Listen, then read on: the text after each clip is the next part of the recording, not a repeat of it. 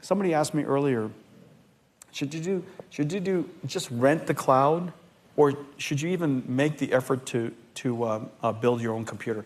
Here's what I would tell you.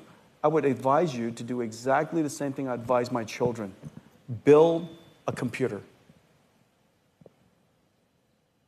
Even though the PC is everywhere, even though it's mature, even though the technology is developed, for God's sakes, build one.